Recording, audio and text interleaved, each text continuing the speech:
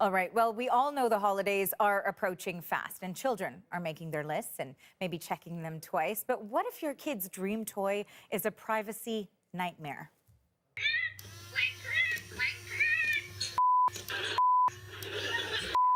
Yeah, hackers in the UK made this talking toucan using some foul language to highlight security flaws in the smart toy.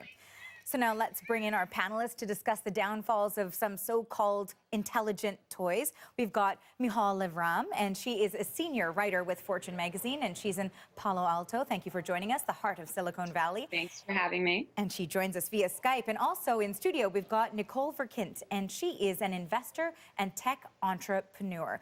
So maybe we should start with Michal. How easy is it to hack some of these toys? Unfortunately, it's pretty easy. In this case, I believe it was just done by pairing other Bluetooth-enabled devices to this Bluetooth-enabled toy. And so, unfortunately, if toys aren't encrypted in some way, like let's say with a password protection capability, they're very, very easy to pair with other devices, and hence we have a foul-mouthed toucan. So that seems pretty dangerous on that front when it comes to hacking and giving it foul language, for example. And maybe Nicole will ask you, I mean, what sort of other information could be gathered then? Well, I mean, you can do a lot with hacking, right? If you open a link on a computer, somebody could take over your webcam and they could listen to you and send you directions. And with these toys, they could actually be talking to the kids. So there's a lot that you can do with hacking. But I think you really have to look at some of the worst case scenarios of what could really happen. I mean, in this case, you have a child that's going to be learning some swear words a little earlier than you had planned. But how different is that from the physical world of maybe a stranger coming up to your kid and saying, "Here, I want to give you some candy"? So I think we have to take this all into perspective in terms of what could really happen here. And maybe I'll ask the same question to you also, Michal. In terms of information gathering, what sort of information do you believe could be gathered, and how dangerous does it make it? It really depends on the toy. I mean, this could potentially be very dangerous. And then it's not, by the way, the first time that this has happened.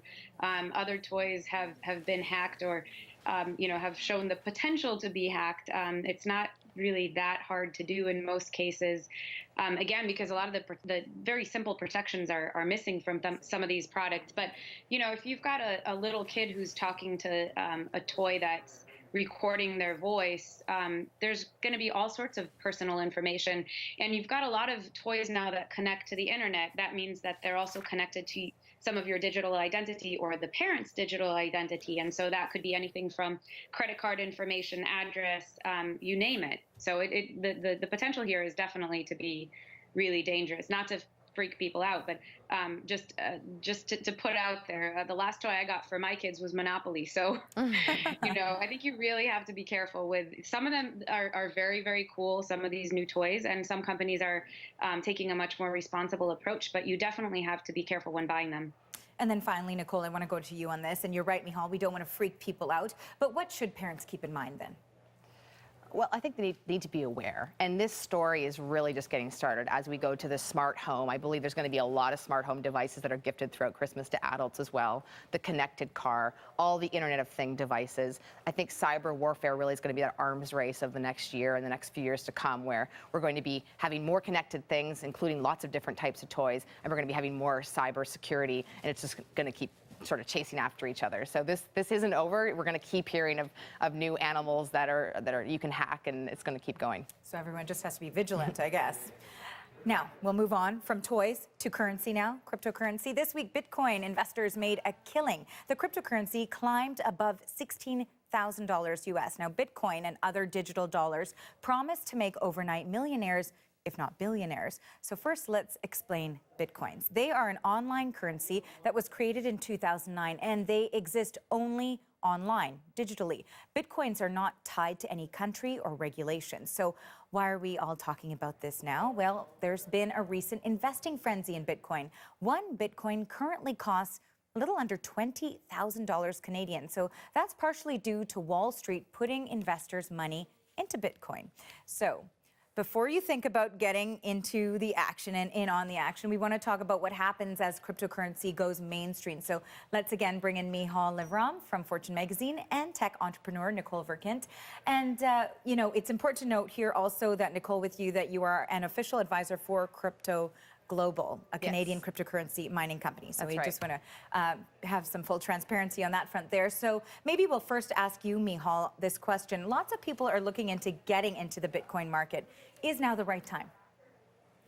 I would say, and for full disclosure, I am not invested in cryptocurrencies of any sort. But but I would say the right time was probably several months or years ago when it was trading at much lower values. I mean, you know, I think the concern now is obviously that there's going to be a big crash here, and there are a lot of comparisons being made to what's potentially going to happen with Bitcoin and what happened in the 90s with the .com bubble bursting. You know, it's crazy high valuations that aren't necessarily tied to real value. So I would say sell, not buy.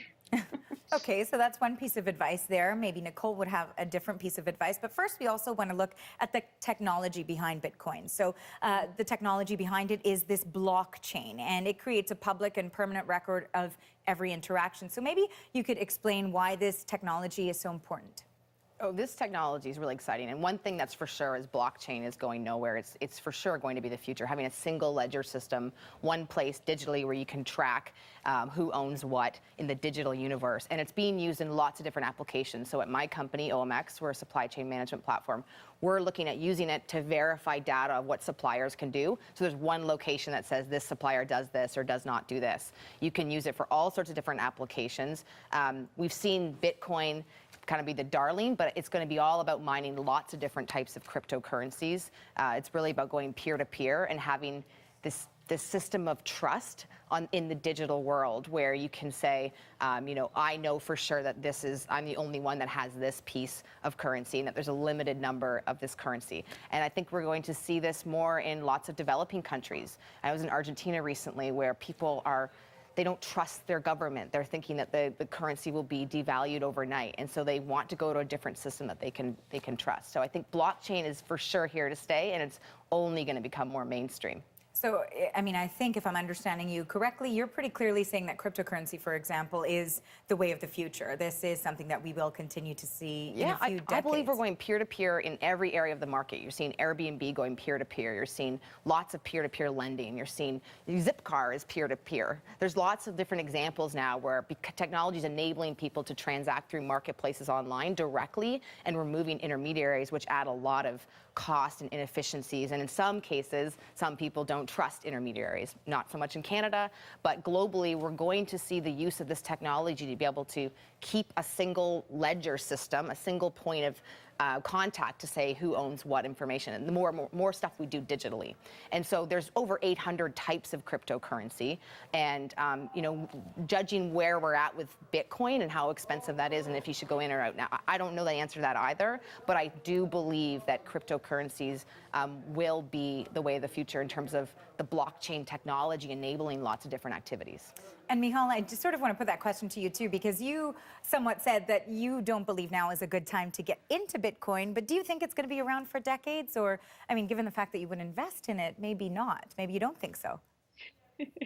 I don't know if Bitcoin specifically is going to be around for decades, but I totally agree. I think cryptocurrencies, I think the underlying blockchain technology absolutely will be around, and there are a lot of you know, large, very established companies that are pretty conservative companies that are looking into ways to harness that underlying technology. I mean, again, going back to the bubble in the 90s, the .com bubble, you know, those companies didn't amount to much, and there was a lot of value that was destroyed and capital that went to waste. But a lot of the underlying internet technologies that bubbled up at the time, you know, those are very much still around today, and those did end up creating a lot of value.